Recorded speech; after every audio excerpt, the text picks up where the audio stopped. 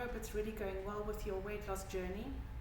And this week I want to talk about something that can also really make it difficult for us to lose weight and to reach our target. And it can also be the big reason why a lot of people are struggling with weight or even with obesity. And that is about food addiction. Now, food addiction is really something very interesting that's only been in the past few years really been published about it. And food addiction is really very much the same as addiction to smoking, to drugs, and has quite the same type of chemicals that can be seen within the brain and what happens. So what exactly is food addiction? So there are three parts that really shows that you have got food addiction, or that helps us as doctors to make the diagnosis. So the first one is somebody really has excessive consumption of very good food, like hyperpalatable. So that means very high fat foods, very salty foods, very sugary foods, or really like your refined carbohydrates. And people continue to eat too much of it. And then also the same as with addiction, the second one is that they have got a persistent desire to actually stop, to quit, and struggling with that. And the third thing, part of the diagnosis then, is that even though you know it's bad for you, as somebody that's using drugs or smoking or alcohol, you continue because you struggle to actually leave it. So how does it really correlate to food that we eat? So what they've done in research is to show that when somebody with a food addiction specifically, but even when somebody without food addiction eats food that are very high sugar content or very fat, like your type of takeaway unhealthy food, that it actually causes our brains to secrete the same type of hormones as after somebody has taken drugs immediately, and the same type of hormones after a cigarette smoking, that it really becomes addictive. So meaning that if you eat cake today and you really enjoyed your piece of cake and it's very high in sugar, a few hours later your body tells you, I want more. And that is exactly, if you think of it, exactly like drugs.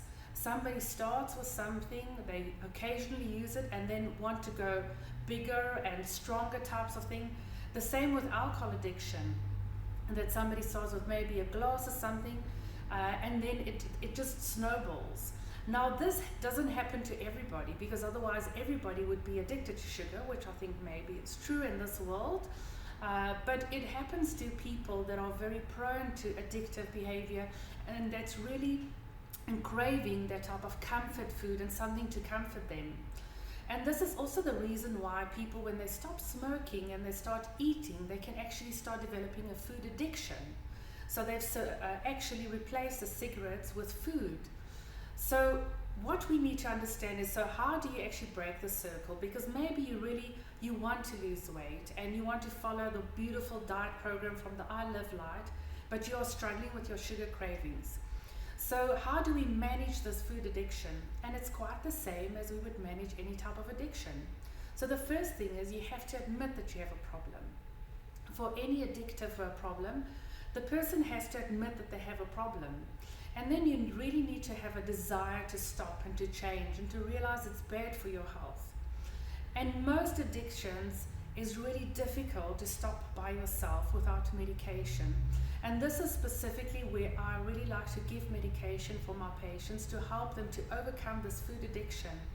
So there are really good medications that can help to take away those sugar cravings and help you to start losing weight.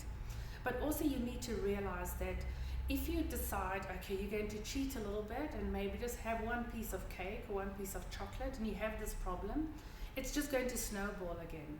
So it's almost like somebody who wanting to stop with their alcohol problem, they have to stop it completely. Because as soon as you start eating sugar, your body's going to crave it more. Now the good news is it doesn't mean that you have to stop eating sugar forever and you can't ever have cake. The good news is as soon as you start recovering, you start losing weight, your hormones start balancing out in your brain, you will be able to have more control. And in future, as soon as you've really overcome this, you will be able to have a piece of cake and resist to actually eat sugar again the rest of the day. But you first have to get over the sugar addiction, or maybe the takeaways, and really get your body to actually have like a withdrawal from it so it doesn't crave it anymore.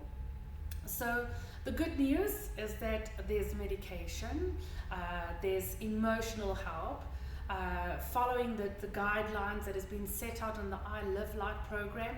You can even go and speak to maybe a psychologist, or a lifestyle coach that really specializes in this, or doctors that actually specialize in weight loss, to also look at other ways, if you don't want to go for the medication way, of how to overcome this.